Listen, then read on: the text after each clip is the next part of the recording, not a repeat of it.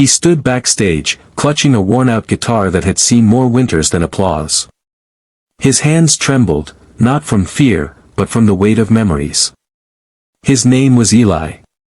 The lights beyond the curtain glowed like a dream, yet to him, they felt distant, unreal.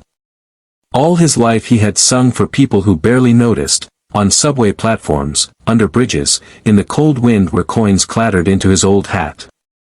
But tonight, he wasn't singing for fame or the crowd.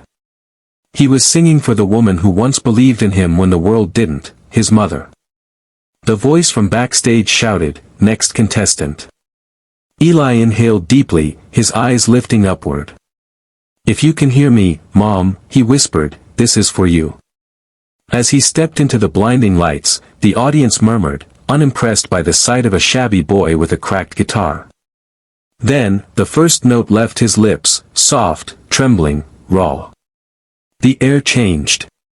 Every syllable carried heartbreak, hunger, love, and longing.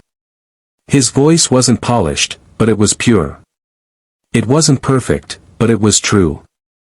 By the final chorus, the judges sat frozen, their eyes glistening. Even Simon whispered, "This feels real." The hall erupted into silence that spoke louder than applause. Backstage, Eli sat on a crate, staring at his guitar as if it held his mother's reflection. Crew members whispered behind him, their voices sharp but distant. "He's just a street kid. They'll never let him through." Eli smiled faintly, holding on to a photograph of his mother, worn, folded, but alive in his hands. She had always said, "Kindness echoes longer than applause." The door opened. The judges walked in, faces unreadable. Simon spoke first, his tone soft. "You reminded me of why this stage exists." The crowd outside cheered, but Eli felt something quieter, peace. As he walked off the stage, a janitor stopped him, his old eyes kind. "You sang like someone who's lost something precious," the man said. Eli nodded.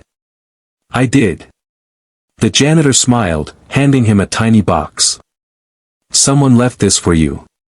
Inside was a small silver pendant, his mother's heart-shaped necklace, engraved with the words "Sing with kindness."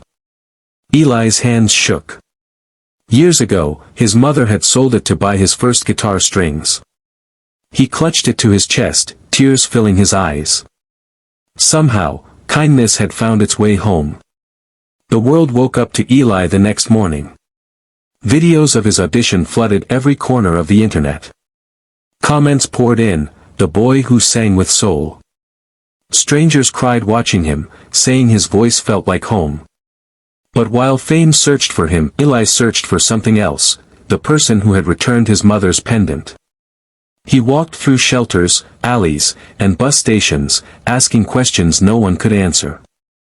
Finally, he visited the old pawn shop where his mother had once stood years ago, trembling as she sold her necklace.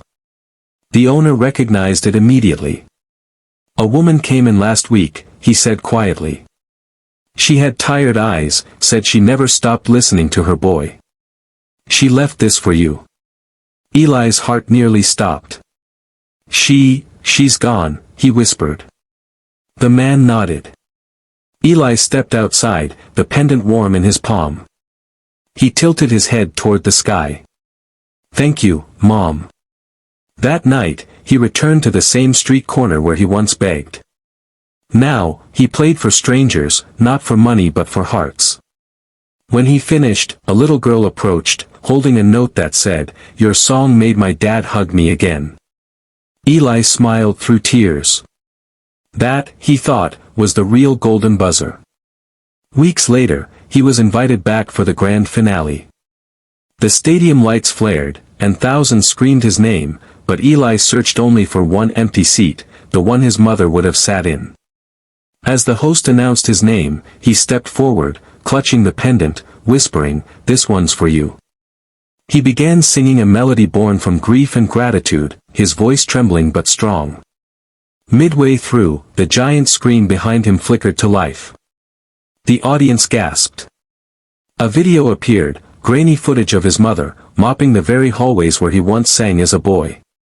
Her voice echoed through the hall, "For my boy, keep singing." Eli's breath hitched. Tears rolled freely down his face, but he didn't stop. His voice rose higher, richer, fuller, carrying every ounce of love he'd ever known. When the song ended, the judges rose to their feet. Simon's voice cracked as he said, "Eli, you didn't just sing. You healed us." The crowd roared. Somewhere beyond the lights, Eli felt his mother smiling. Months passed.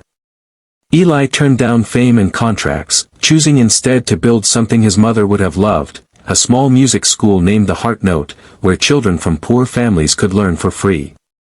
He filled the walls with laughter, song, and the quiet dignity of second chances. One rainy evening, as thunder rumbled softly, he found an envelope slipped under the door. Inside was a handwritten note and a check.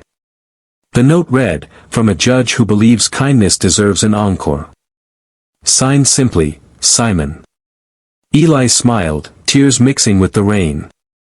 The pendant glowed faintly under the dim light as he whispered, "We did it, Mom." That night, he sang alone in the empty hall, his voice echoing through the still air. As the final note faded, a soft breeze stirred, almost like an applause from heaven. And for the first time, Eli understood, he hadn't just sung for survival, he had sung for the world's heart. Kindness, like music, always finds its way back.